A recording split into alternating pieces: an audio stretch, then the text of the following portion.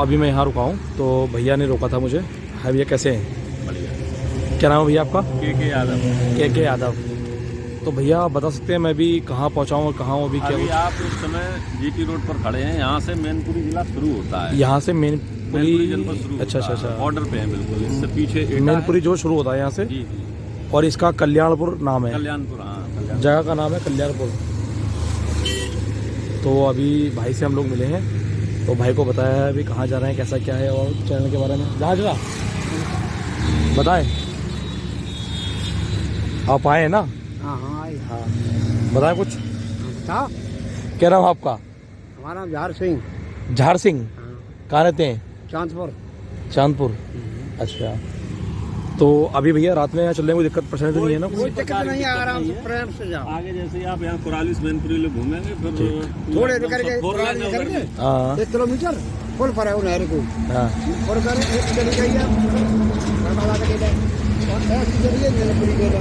अच्छा, ऐसे सकते ना आता हूँ। बिल्कुल बिल्कुल बिल्कुल। तो चलो अभी भैया से बात करते हैं और फिर उसके बाद यहाँ से आगे कंटिन्यू करते हैं, क्योंकि शाम देख रहे हो आप हो ही गई है ऑलमोस्ट। ठीक है, और टाइम भी हो ही गया है, 6:02 हो गया है। चलो यहाँ से निकलते हैं, फिर आगे कंटिन्यू करते हैं। अभी हमें ये पुल भी चढ़ना है, तो आज फिर चढ़ाइए तो उतरना पड़ेगा पैदल, फिर आगे क्रॉस करते हैं। अभी भैया से मैंने कहा था बात करने निकलूँगा, तो अभी भैया से बात कर रहा था मैं, तो मुझे बहुत ज़्यादा मतलब खुशी हुई। अब तक सबसे अच्छा मुझे ये चीज़ लगी, देखो कि भैया देखो ये खड़े हैं धर्मेंद्र जी के पीछे बिल्कुल। ठीक है, और ये देखो आप डिम्पल जी भी हैं, डिम्पल भाभी। ये देखो समाधि के फ़ोटो हैं, देख रहे हैं। ये चीज़ मुझे, चलो यहाँ से ही मुझे मैनपुरी में एंट्री करते ही शुरुआत है यहाँ से, तो मुझे बहुत ज़्यादा अच्छा लगा मुझे ये चीज़ कि चलो यार दिल से खुशी हुई कि समाधि के दर्शन मुझे घुसते ही हो गए। और बाकी अब मैं वहाँ पहुँचता हूँ, तो वहाँ जाकर बाकी देखते हैं अभी।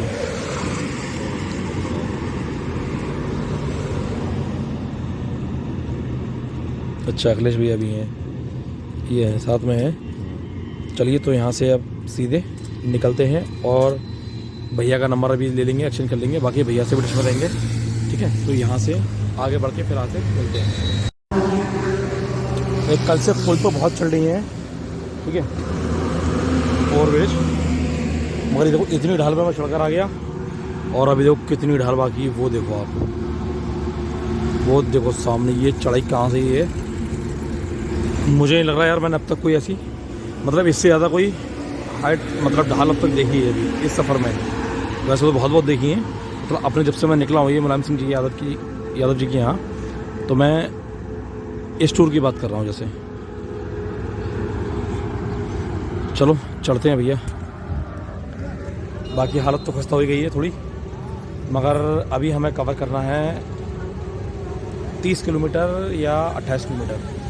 बाकी वो कंफर्म करते हैं कहीं और, या फ़ोन में चेक करते हैं, फिर आगे बढ़ते हैं। चलो यहाँ से जल्दी चल रहे हैं, क्योंकि देखो शाम होने वाली है और मैनपुरी भी टाइम पर पहुँच जाए तो अच्छा है। और ये देखो 6:13 हो गए हैं, तो निकलते हैं यहाँ से और दिल्ली ऊपर चलते हैं पहले, फिर नीचे चड्डू खाते हुए निकलेंगे ना, झुल्लू खाते हुए, तब आपसे उसके बाद मुलाकात करते हैं। देखो भाई कितनी चढ़ाई थी यार, वो देख रहे हो आप गाड़ी कैसे आ रही है वो, ये देखो ये देखो ये देखो ये, वाह यार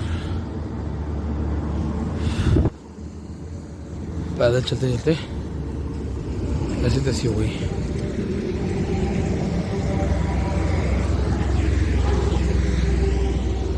चलो अब ये 2 कदम और बचे हैं, वो बीच में तक, उसके बाद फिर बैठेंगे साइकिल पे और फिर झर से निकल जाएंगे एकदम बिल्कुल बाइक की तरह। एक उठाल है ना, तो चलो, मगर मज़े से ज़्यादा ये सज़ा हो जाती है। मगर मंजिल पे पहुंचना है, तो ये अभी 10 ही पड़ेंगे, चाहे 20 पड़े, जाना है तो जाना है। बाकी अभी है हमने एक दूसरा पुल भी क्रॉस, मतलब चल लिया था और पसीना आ गया है बहुत ज़्यादा। और टाइम देखो आप 6:35 हो गया, 1 मिनट ही कम है। मैं हमेशा 1 नंबर आगे इसलिए बोलता हूँ कि पीछे की ज़्यादा सोचना नहीं चाहिए, अगला कदम वही होने वाला है। 34 से 35 भी आना है, 33 तो आना नहीं है, तो कौन सा गाँव है पता नहीं। ये है एटा। अच्छा एटा के लिए यू टर्न हुआ ना यहाँ, शायद हो सकता है। चलिए खैर कोई भी हो।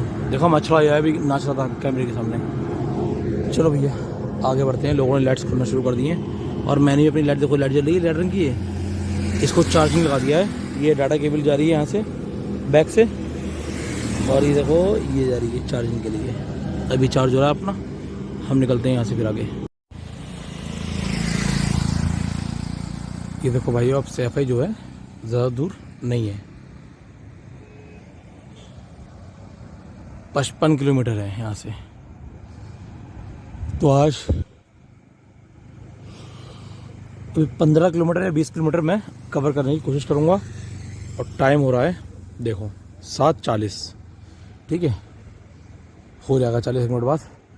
और चलो यहाँ से निकलते हैं। और अब थोड़ी थोड़ी जमाई आ रही है, तो कहीं रुकेंगे, चाय पियेंगे। अभी मैंने कितना कवर कर लिया, कम से कम 25-30 किलोमीटर मैंने कवर कर लिया अभी। चलिए आगे बढ़ते हैं। और फिर मैनपुरी यहाँ से कितना बचा है अब देखता हूँ, पता नहीं, पहुँचने वाला हूँ शायद बाकी एक बार भी और देखता हूँ। ये अभी मैनपुरी के लिए जाएंगे, तो रास्ते में पड़ता है राजा मार्बल राम करके है, इनका बोर्ड लगा हुआ है सामने ही। तो ये सब कुछ लिखा हुआ है, आप पढ़ सकते हो। बाकी कॉन्टैक्ट नंबर 2 लिखे हुए हैं, पारस गुप्ता के ये दोनों नंबर हैं, ये लिखा हुआ है। और मैनपुरी रोड पर है। और ये भाई अभी हमें चौराहे पे मिले थे, जब मैं पूछा था मैंने कि मतलब मुझे मैनपुरी जाना है, तो इन्हीं लोगों ने बताया था। तो भाई क्या नाम है आपका? मोहम्मद अशद। मोहम्मद अशद जी। आपका नाम क्या है भाई? आसिफ सैफी। आसिफ सैफी। भैया आपका नाम क्या है? रमेश जी। तो ये भाई लोग हमें वहाँ मिले थे। तो अभी जब मैं यहाँ से जा रहा था, इन्होंने आवाज़ दी, तो मैंने देखा अच्छा वही हैं। तो हम लोग यहाँ रुके हैं और ये भाई लोग यहाँ पर हैं। तो आप लोग यहाँ, आप कहाँ रहते हो? बरेली रहते हैं। आप भी बरेली रहते हो, मैं भी बरेली से ही हूँ। आप कहाँ रहते हो? कासगंज। कासगंज जी। मैं कासगंज रुका था परसों। अच्छा। जो आपके यहाँ ब्रजेश पहलवान है ना, जी हाँ। उनके यहाँ रुका था। हाँ चलिए अब यहाँ भाई लोगों से मिलके आगे कंटिन्यू करते हैं, फिर आगे आगे आपको दिखाता हूँ, आगे मिलते हैं। आज फिर देखो ये अंधेरी रात,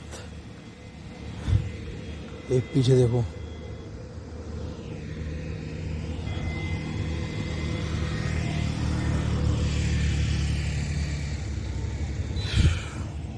क्या टाइम हो गया? 8 बज गए पूरे। एक भी लाइट नहीं है कहीं से कहीं तक, दूर तक लाइट नहीं है। और क्यों गाड़ी आ रही है तभी आराम थोड़ा लग रहा है, वरना तो भैया अपनी इसी टुंडुनिया का सहारा है बस। अब लाइट अच्छी काम कर रही है अपना, देख रहे हो।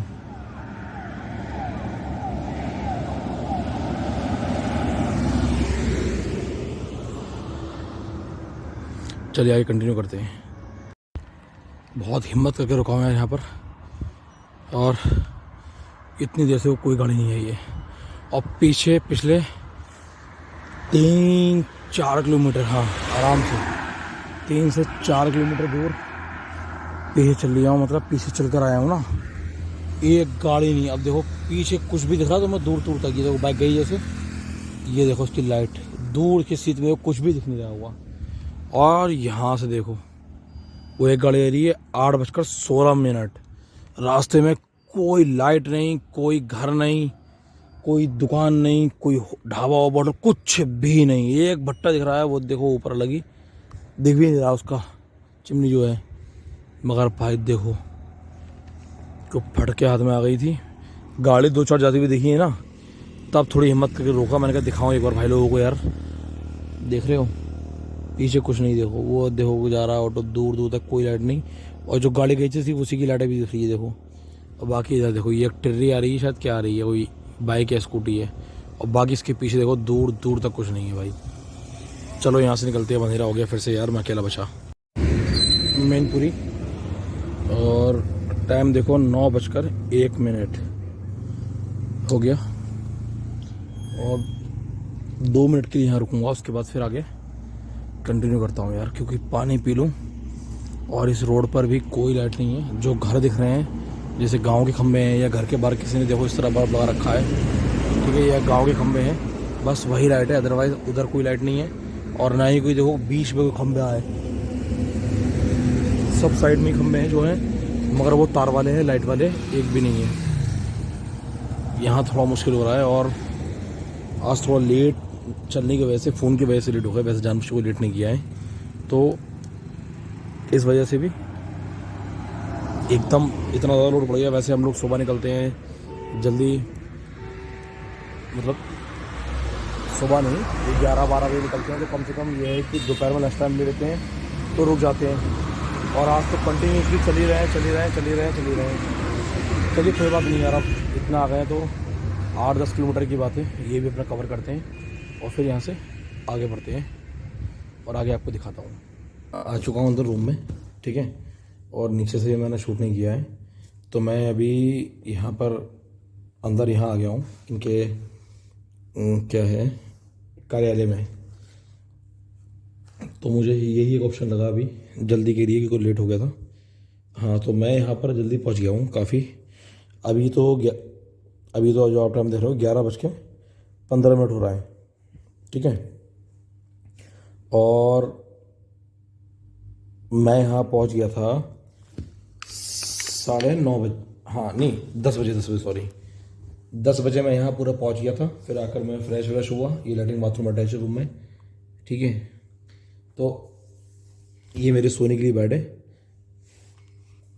तो मैं फ्रेश हुआ आकर, और जो अपना बैग नीचे से लाया उठाकर, ये बैग वहाँ रखा हुआ है अभी, ठीक है। यहाँ थोड़ा अपना सामान फैला पड़ा, ये छोटा मोटा, ये भी कुछ खाने के लिए था यार, तो ज़्यादा भूख तो सबसे नहीं लगी है, तो नॉर्मली खाना खाया, क्योंकि पूरा दिन तो मेरा वैसे ही ख़राब हो गया है यार, फ़ोन के चक्कर में, आपको ने देखा ही होगा। और फिर दूसरी बात, इधर मेरा ये टाइम ख़राब हो गया, ठीक है, तो इस वजह से कुछ खास खाने का मन भी नहीं था। और फिर जल्दी में खिस्ता वहाँ लेकर आया हूँ, आप लोगों ने दिखा ही है।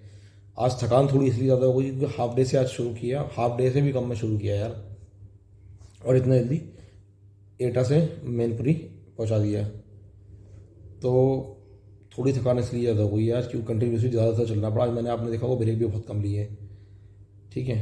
फ़िलहाल थकान हो गई है और अब मैं थोड़ी बहुत देर में सोने की कोशिश करूँगा और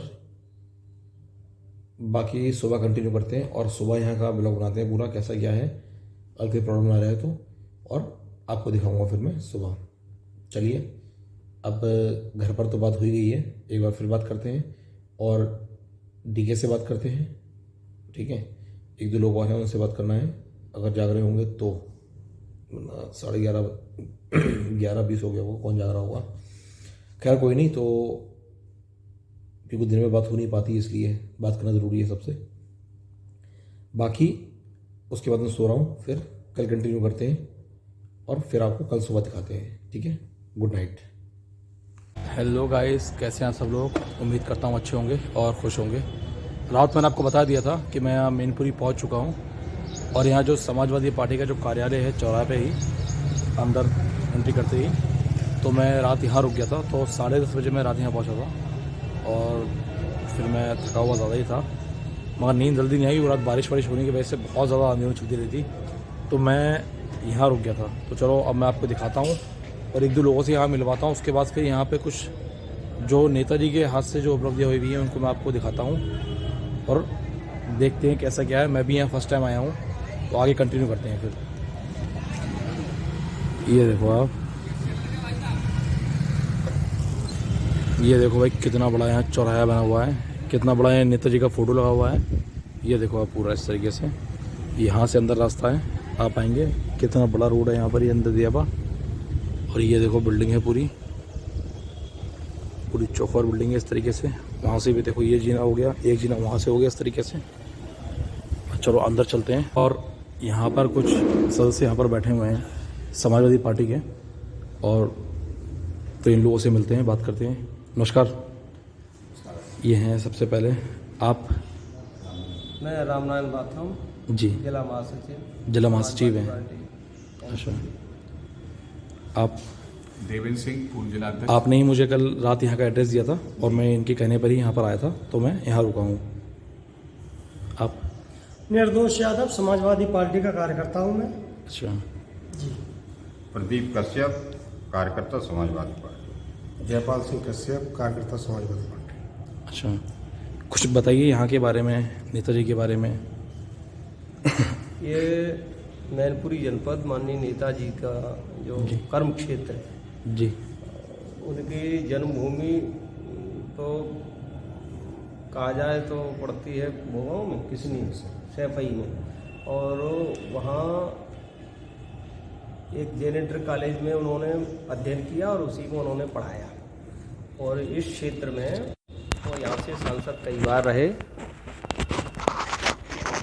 और जहाँ तक मैनपुरी के विकास की बात है, ये जो भी इस जनपद में विकास का कार्य दिखाई दे रहा है, चाहे वो शिक्षा का क्षेत्र हो, चाहे वो चिकित्सा का क्षेत्र हो, चाहे बच्चों की पढ़ाई से संबंधित हो, या ये जो निर्माण कार्य है, वे सभी देन जब जब समाजवादी पार्टी की सरकार बनी उसी अवधि में ये किया गया।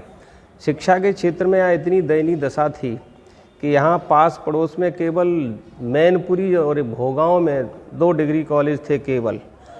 इसके अलावा कहीं डिग्री कॉलेज नहीं था, लोगों को शिकाबाद और अन्य इटावा वगैरह पढ़ने जाना पड़ता था। लेकिन माननीय नेताजी की सरकार बनने पर इस क्षेत्र में यहाँ डिग्री कॉलेजों का जाल परोया हुआ है। मैनपुरी में कम से कम होंगे तो 400 कॉलेज होंगे शिक्षा के। ये सबसे बड़ी उपलब्धि है। उन्होंने बालिकाओं के लिए विशेष कार्य किया। जब जब सरकार बनी तो सरकार में उन्होंने बालिकाओं को पढ़ाने पर विशेष बल दिया। यहाँ तक कि कन्या विद्या धन की योजना चलाई जिससे बालिकाएं आगे पढ़ सकें। यहाँ बालिकाएं बड़ी दुपी छिपी रहती थी, प्राथमिक शिक्षा भी प्राप्त नहीं कर पाती थी। तो ऐसे में नेताजी ने शिक्षा के क्षेत्र में उनका अभूतपूर्व योगदान रहा। निर्माण कार्य की बात है तो जितनी सड़कें आपको दिखाई पड़ रही हैं, पुलिया दिखाई पड़ रही है, सारे का सारा काम समाजवादी पार्टी की सरकार की ही देन है। यहाँ एक सैनिक विद्यालय बना हुआ, वो भी माननीय अखिलेश यादव जी के द्वारा ही उनकी सरकार में 1217 से बीच में बनवाया गया।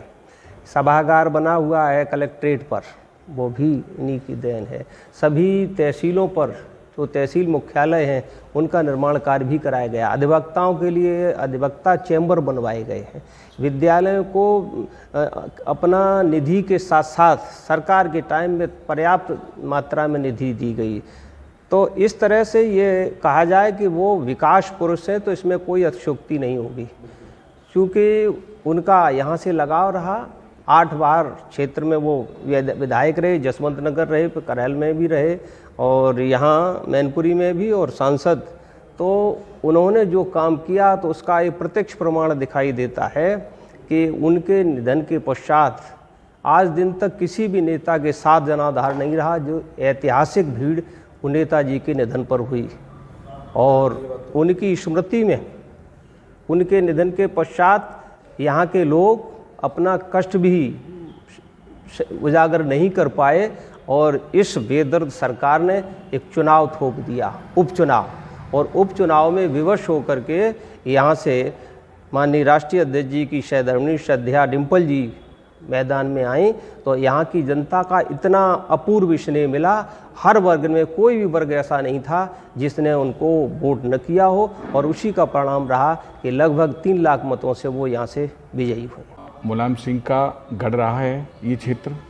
मुलायम सिंह की कर्मभूमि मैनपुरी रही है और नेताजी के नाम से ही इस जिले को पूरे हिंदुस्तान में कोई नहीं जानता था और नेताजी के नाम से पूरा हिंदुस्तान मैनपुरी को जानते हैं। मैनपुरी के नाम पर केवल कहीं बात जाती है, कोई प्रदेश में या हिंदुस्तान में कहीं जाता है तो मैनपुरी का नाम लेता है तो पहले ही सब लोग ये कहते हैं कि नेताजी रहते हैं मुलायम सिंह जी, वो मैनपुरी, ये लोग पूछते हैं।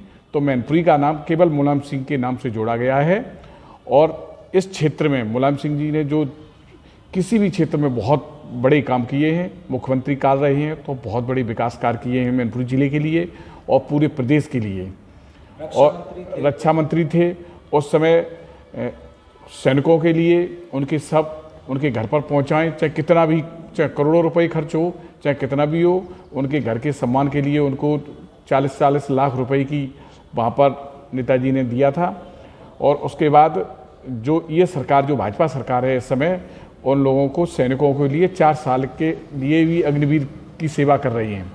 तो अब ये जो सैनिक देश की सेवा करेंगे तो उनके लिए तो सबसे अच्छी व्यवस्था होनी चाहिए, उनकी नौकरी, उनकी पेंशन, और जो देश की रक्षा कर रहा है, हम लोग उनकी सैनिकों की वजह से यहाँ हम लोग रहते हैं।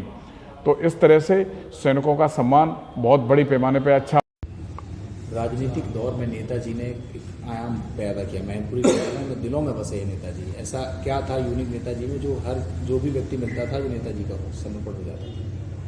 देखिए, मैनपुरी नेताजी की कर्मभूमि रही है और यहाँ के कण कण से, बच्चे बच्चे से उनका बहुत लगाव था। माननीय नेताजी की पहचान बहुत अच्छी थी और यहाँ के एक एक कार्यकर्ता को वो अपने बिल्कुल पारिवारिक सदस्य के रूप में जानते और पहचानते थे। हर व्यक्ति की हर समय मदद करने के लिए तैयार रहते थे। और मैनपुरी जनपद तो एक ऐसा जनपद है जहाँ शायद ही कोई ऐसा व्यक्ति होगा जिससे नेताजी से किसी न किसी रूप में कोई लाभ न प्राप्त हुआ हो। नेताजी के सभी चहेते थे और सभी नेताजी को बहुत सम्मान और अपने बिल्कुल भगवान की तरह से यहाँ के लोग मानते हैं। उनके न रहने पर भी मैनपुरी के लोग जो है बहुत अपने आप को जो है दुखी महसूस करते रहे और भविष्य में भी नेताजी लोगों के दिलों में बसे रहेंगे। के बाद अभी लोकसभा चुनाव हुआ, बहुत जनता ने किस तरीके का प्यार रहा, किस तरीके की एक जीत हासिल करके इतिहास लिखने लगा, वो सबके सामने है। नेताजी ने मैनपुरी को जो कुछ दिया है, जिस तरह से मैनपुरी से नेताजी प्यार करते थे, उसका भरपूर मैनपुरी की जनता ने जो है इस उपचुनाव में उनकी पुत्रवधू को इतने भारी मतों से जिता करके जो है माननीय नेताजी को सम्मान दिया है यहाँ के लोगों ने। और भविष्य में भी सदैव जो है मैनपुरी नेताजी की रहेगी। नेताजी के रूप में माननीय अखिलेश यादव को यहाँ के लोग प्यार और दुलार देते रहेंगे।